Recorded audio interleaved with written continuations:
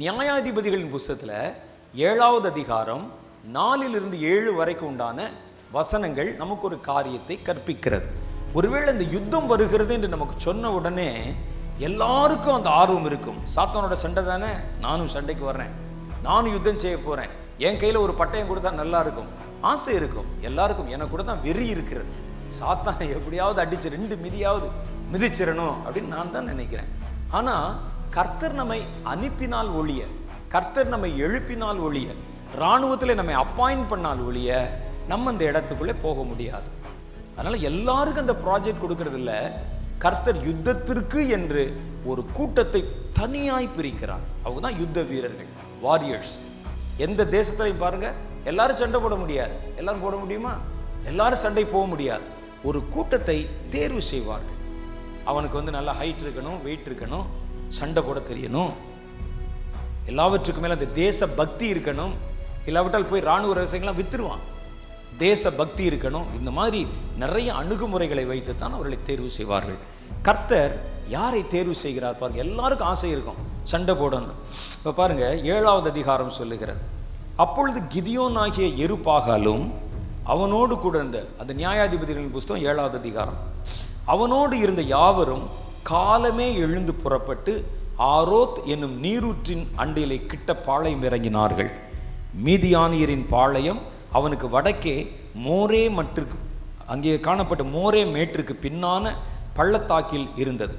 அப்பொழுது கர்த்தர் கிதியோனை நோக்கி, நான் மீதியானியரை உன்னோடு இருக்கிற ஜனத்தின் கையில் ஒப்பு கொடுக்கிறதற்கு அவர்கள் மிகுதியாயிருக்கிறார்கள் சொன்னாங்க. மீதியானியர்களோட நம்ம சண்டை போடணும், கர்த்தருடைய நாமத்தினால யார் யார் வருகிறீர்கள் என்று கேட்டபோது எல்லாரும் ஆர்வமாக வந்தாங்க. பெரிய கூட்டம் வந்து விட்டார்கள்.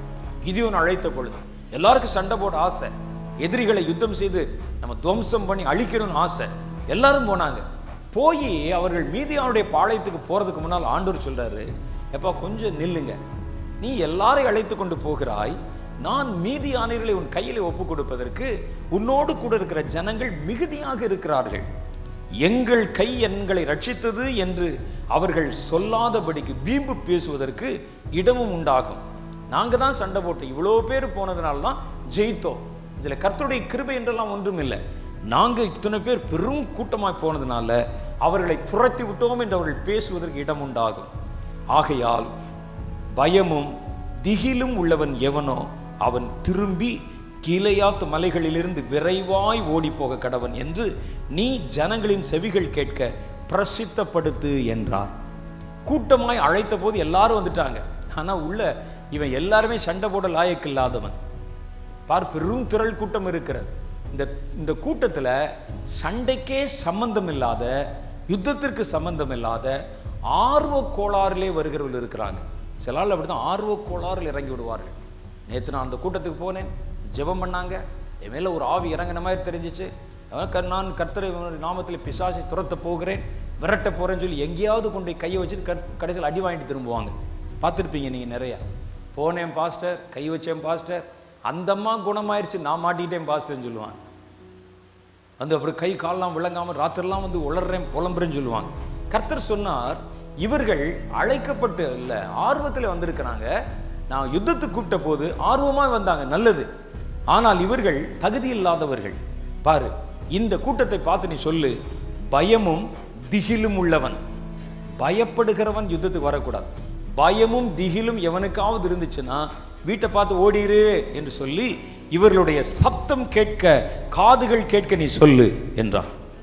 அப்போ உடனே கிதியோன் எழுந்து அப்படியே ஜனங்கள் செவிகள் கேட்க அவர் பிரசங்கித்தார்.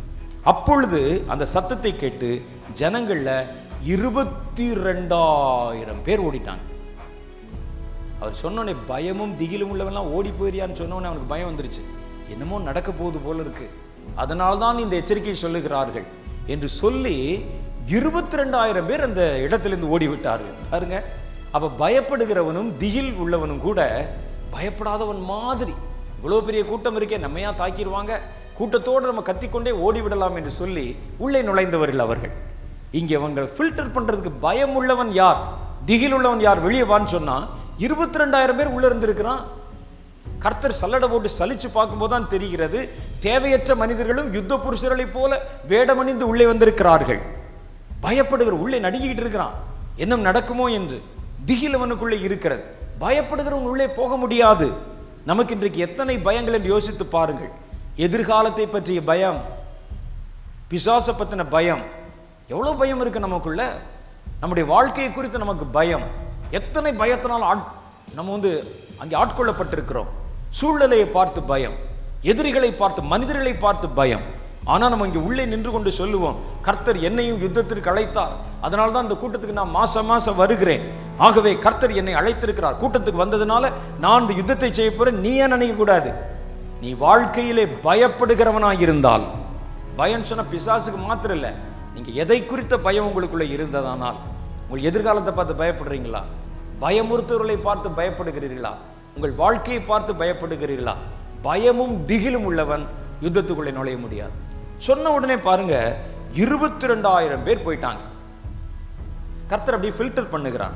கர்த்தர் கிதியோனை நோக்கி, ஜனங்கள் இன்னும் அதிகம், அவர்களை தண்ணீர்கள் அண்டையில் இறங்கி போக பண்ணு, அங்கே அவர்களை பரீட்சித்து காட்டுவேன், உன்னோடே கூட வரலாம் என்று நான் யாரை குறிக்கிறேனோ அவன் உன்னோடே கூட வரக்கடவன். அப்ப யார் குறிக்கிறா? கர்த்தர் குறிக்கிறார். நான் யாரை யுத்தம் செய்யலாம் என்று குறிக்கிறேனோ, யாருக்கு யுத்தம் செய்யலாம் என்ற ஒரு அடையாளத்தை, அழைப்பை தருகிறேனோ அவன் தான் யுத்தம் செய்யலாம். மற்றவர்கள் நீங்கள் யுத்தத்தின் செய்தியை கேட்கலாம், குறிப்பெடுத்துக் கொள்ளலாம், ஜெபிக்கலாம், எல்லாம் செய்யலாம். யுத்தம் செய்வது தேவனால் அழைப்பு பெற்றிருக்க வேண்டும். கர்த்தர் உன்கிட்ட பெர்சனலா பேசணும். உனக்குள்ளே பயமும் திகிலும் இருக்கக்கூடாது. வாழ்க்கை குறித்த பயம், ஜீவனை குறித்த பயம். பயம் உள்ளவர்கள் தேவனுடைய காரியத்தில் வர முடியாது. எதிர்காலத்தை பற்றி பயம், பரீட்சையை பார்த்தா பயம், மார்க் கிடைக்காதவனு பயம், எத்தனை பயம் இருக்கு பாருங்க. இவங்க யாரும் வர முடியாது. உன்னோடே கூட வரலாகாது என்று நான் யாரை குறிக்கிறேனோ அவன் உன்னோடே கூட வராதிருக்க கடவன் என்றார். அப்படியே அவன் ஜனங்களை தண்ணீர்கள் அண்டைக்கு இறங்கி போக பண்ணினான். அப்பொழுது கர்த்தர் கிதியோனை நோக்கி, தண்ணீரை ஒரு நாய் நக்கும் வண்ணம் பிரகாரமாக அதை தன் நாவிலே நக்குகிறவன் எவனோ அவனை தனியேயும், குடிக்கிறதற்கு முழங்கால் ஊன்றி அவனை தனியையும், குடிக்கிறதுக்கு முழங்கால் ஊன்றி குனிகிறவன் எவனோ அவனை தனியையும் நிறுத்து என்றார். தங்கள் கையால் அள்ளி தங்கள் வாய்க்கெடுத்து நக்கிக் கொண்டவர்களின் இலக்கம் 300 பேர். மற்ற ஜனங்கள் எல்லாம் தண்ணீர் குடிக்கிறதுக்கு முழங்கால் ஊன்றி குனிந்தார்கள். அப்பொழுது கர்த்தர் கிதியோனை நோக்கி, நக்கி குடித்த அந்த 300 பேராலே நான் உங்களை ரட்சித்து மீதியானவரை உன் கைகளில் ஒப்பு கொடுப்பேன் என்றார். பெரிய கூட்டம், 30,000 பேர் 40,000 பேர் பெரிய கூட்டம் வந்தாங்க. கர்த்தர் இதில் ஃபில்டர் பண்ணி அடையாளம் கொடுத்து தானே செலக்ட் பண்ணி எவன் சண்டை போட முடியும் என்று கண்டு, யுத்தம் பண்றதுக்கு முதல்ல ஒரு மனிதனுக்கு இருக்க வேண்டியது தைரியமுள்ள மனம். அவனுக்குள்ளே பயமும் திகிலும் உள்ளவன் அப்படியே போக சொல்லிடு. மீதி இருக்கிறவனுக்கு ஒரு டெஸ்ட். அதிலே நான் சொல்லுகிற அடையாளத்தின்படி யார் தண்ணி குடிக்கிறான்னு பாரு. கையில தண்ணி அள்ளி அதை அருந்துகிறவன் யாரோ, அது மொத்தம் பார்த்தா 300 பேர் இருக்கிறாங்க. இந்த 300 பேரை கொண்டுதான் நான் யுத்தத்தை நடத்த போகிறேன் என்று கர்த்தர் சொன்னார். அப்ப அழைப்பு கிடைச்ச உடனே, வசனத்தை படிச்ச உடனே, ஒரு செய்தியை கேட்ட உடனே எல்லாருக்கும் ஆர்வம் இருக்கும். ஆனா கர்த்தர் எல்லாரையும் பயன்படுத்தி விடுகிறதில்ல.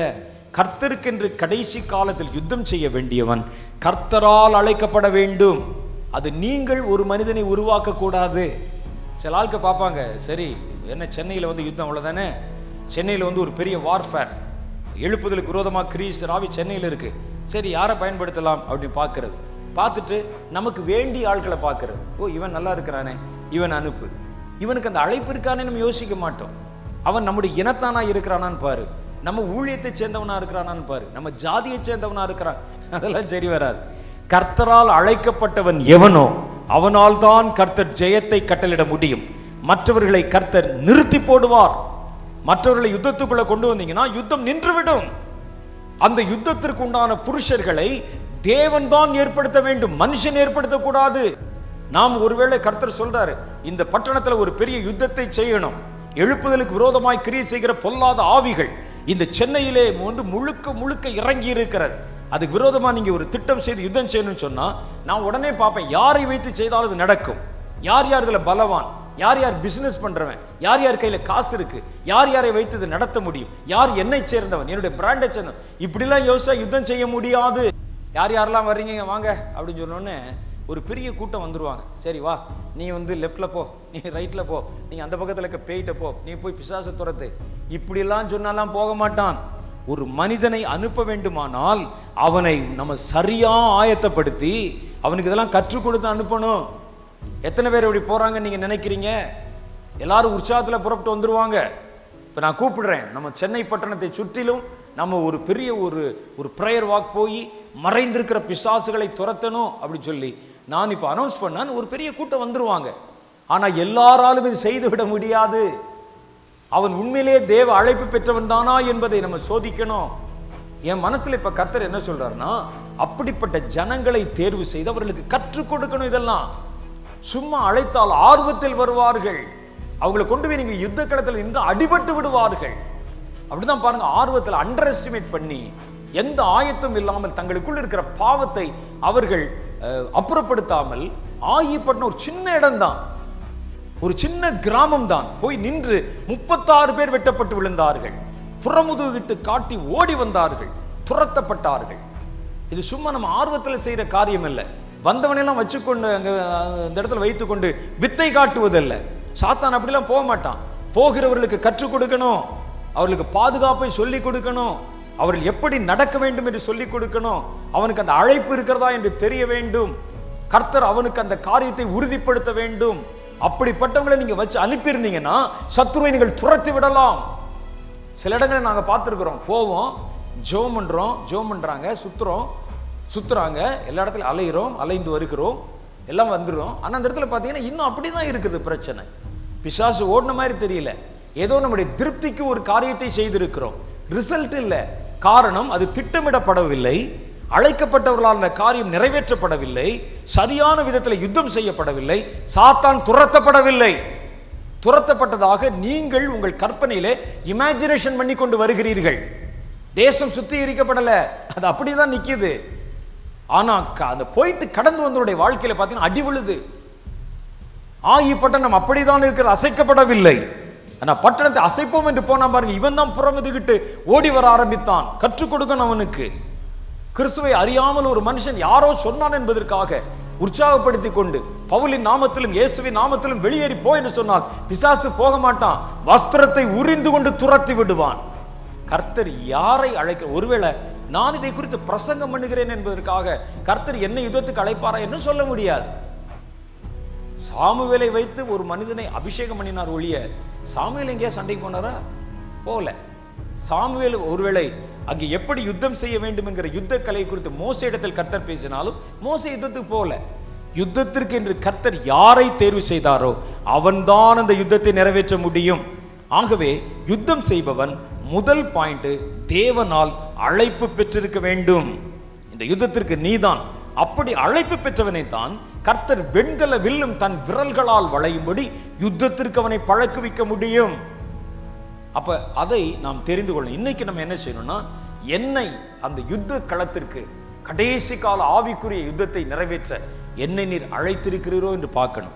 பயப்படுகிறவன் உள்ளே வர முடியாது. பயப்படவனா இருந்தா நீ கேட்கவே கேட்காத. அதை எப்படி பயம் வரும்? சில ஆட்கள் சொல்லி கொடுப்பாங்க, இந்த பிசாசுலாம் போய் துரத்திராதீங்க, நீங்க பிசாசுக்கு ஜெபம் பண்ணீங்கன்னா பின்னாலேயே பிசாசு வந்துருவாங்க. எவ்வளோ பேர் இருக்கா ஜெபம் பண்றதுல. ஒரு பாஸ்டர் தன்னுடைய விசுவாசிகளுக்கு சொல்லி கொடுக்கிறார், இங்கே போய் 4 மாவட்டத்தில் போய் அல்லது ராமநாதபுரத்தில் போய் சாத்தானை கட்டுறேன்னு சொல்லி போய் ஜெபம் பண்ணாதீங்க. சாத்தான் உங்களுக்கு என்ன தொந்தரவு பண்ணா ஏன் அவனை போய் கட்டுறீங்க? நீ கட்டுறேன்னு சொன்னீங்கன்னா வீட்டில் பிரச்சனை வந்துவிடும். சாத்தானுக்கு எதிர்த்து நீ ஜெபித்தால் வீட்டில் பிரச்சனை வந்துடும். உடனே நீங்க ஜெபம் பண்ணக்கூடாது. இந்த பயம் ஒரு மனிதனுக்குள்ள இருந்தால் அவன் எப்படி சண்டை போட முடியும்? யோசிச்சு பாருங்க. உலகத்தில் இருப்பவனின் உங்களில் இருப்பவர் பெரியவர்.